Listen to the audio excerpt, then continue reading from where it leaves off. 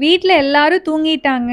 எனக்கு மட்டும் பசிச்சுது. பார்த்தா என் பின்னாடியே பாப்பாவுக்கு பசிக்குது அப்படின்னு சொல்லிட்டு வந்தாங்க. பட் எங்க ஊர்லலாம் Swiggy, Zomatoலாம் 9:00 மேல கிடையாதுங்க. எங்களுக்கு பசி ஸ்டார்ட் ஆனதே 9:30க்கு மேல தான். இதுவே இப்போ வொர்க்காக சென்னையில இருந்திருந்தேன் அப்படின்னா, கண்டிப்பா ஆன்லைன்ல தான் ஆர்டர் பண்ணியிருப்பேங்க. நெறைய ஒரு 20, 30 ரெஸ்டாரண்ட் பார்த்து அதுலேருந்து ஒரு டெசர்ட் ஆர்டர் பண்ணியிருப்பேன். பட் இங்க அப்படி கிடையாது. எங்களுக்கு நாங்க தான் பண்ணி ஆகணும். எனக்கு தெரிஞ்சதுலயே இந்த சாக்கோலோவா மாதிரி பணியார கல்ல பண்றது தான் ரொம்ப ஈஸி.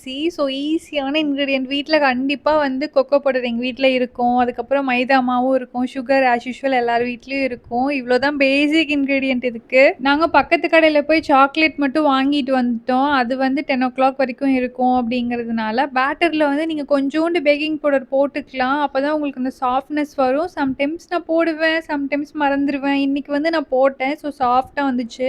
எப்பவும் எங்களுக்கு அம்மா தான் பணியாரம் சுட்டு தருவாங்க. பட் இந்த டைம் வந்து சரி வேண்டாம் நம்மளே களத்துல இறங்கிடலாம் அப்படின்னு சொல்லி நானே தான் பண்ணேங்க. அரேஞ்ச்லாம் பண்ணி வச்சேன். பட் அதுக்கு மேல சிரப் தான் வீட்ல இல்ல. சரி இருக்கிற பசிக்கு இப்படியே சாப்பிட்டுக்கலாம் அப்படின்னு நாங்க 2 பேரும் சாப்பிட்டுட்டோம். நீங்களும் ட்ரை பண்ணி பாருங்க. பாய். சப்ஸ்கிரைப் பண்ணிக்கோங்க.